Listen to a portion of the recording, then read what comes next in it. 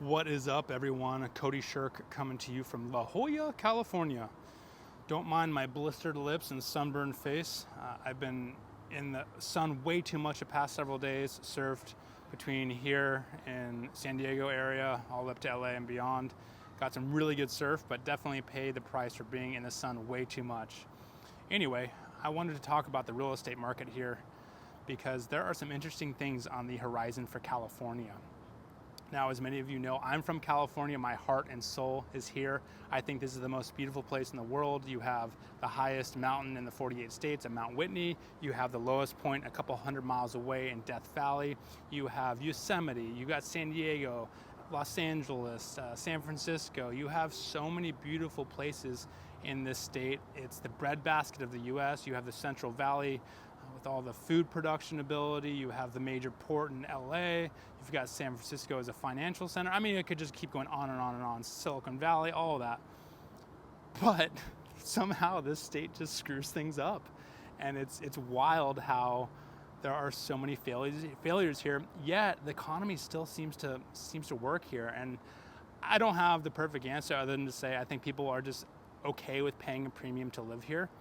That said, it's definitely changing because last year California lost a percentage of its population. People are getting fed up with the cost to live in here and also the crazy political things that are going on in this state.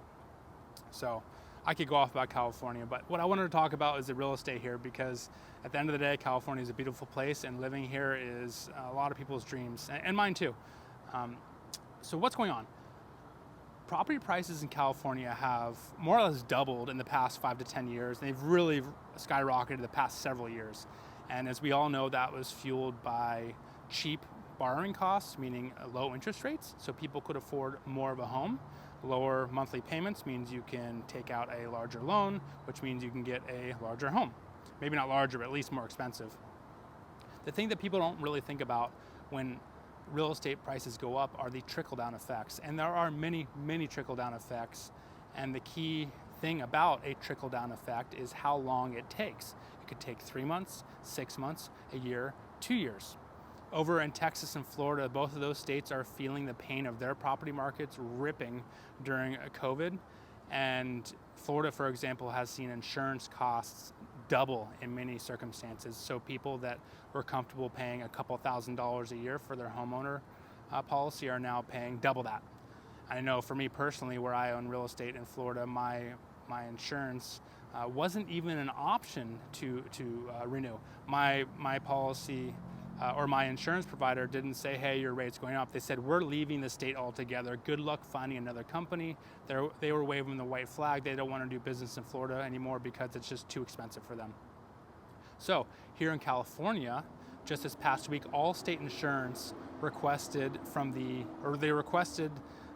ability to raise rates in California. So side note, it's very bizarre that a private company would have to request the permission of a state government to raise rates, but that's a whole nother side story. So Allstate wants to raise their premiums for homeowners by 30%.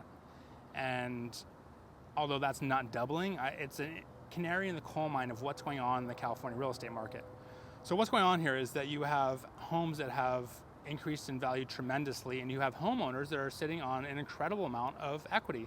Yes, there are many new home buyers, but many people are just sitting on homes that are worth a lot more. It doesn't mean that their income has gone up more. It doesn't mean that they're richer. It just means that their homes are worth more. But now that their homes are worth more, they have higher property tax, of course, but higher insurance costs. And a 30% bump in an annual premium for your insurance is a lot of money. So what's going to happen here in California? As I said before, I think this is the most beautiful place in the world, and I think that people will always desire to live here. But people are leaving. People are leaving the state because it is expensive, and the people who are paying the most in taxes are receiving the least in services. So just like anywhere in the world, you go where you're treated best, and if you are not getting treated well and you're paying a lot of money, you're going to leave. And that's exactly what a lot of Californians have done. So in the California real estate market, I could see this market plateauing, cooling off significantly. I could see it pulling back, prices declining, and I could see a major problem here. And this major problem, although I wouldn't say it's likely, I think it's certainly possible, but I wouldn't say it's likely. The scenario would be prices declining 25, 30, 40% over the next couple of years. And this will be fueled by increasing costs in insurance, carrying costs, increased government bureaucracy, increased general taxation and cost of living in California, but also a declining population. If you have a inventory of homes with less buyers, well, hello, higher inventory equals lower prices. And then this is all assuming that the macro environment for the global and US economy doesn't decline at all. So if we have a decline in the global or US economy, for sure California is going to be hit. So fast forward, for me, I'm kind of licking my chops. I'm like, I love California. I think it's beautiful here. I love all the outdoor activities.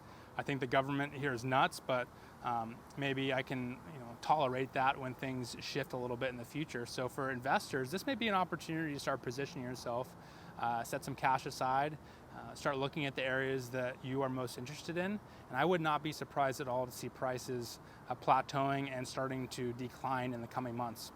Now, timing-wise, I think Florida and Texas are already experiencing this. I think they're a little bit ahead of California just because they saw dramatic price increases during COVID.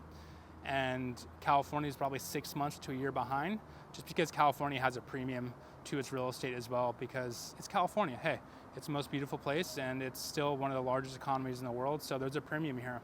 But that doesn't mean that prices can't come down here.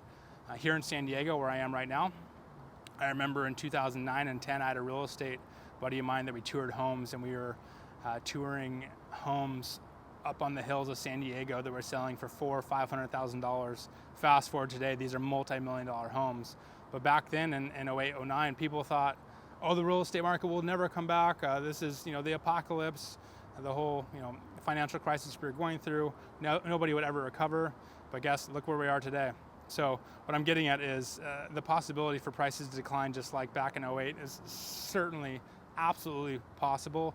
And in fact, with the current situation, I would say it's likely. How much? I don't know. We shall see.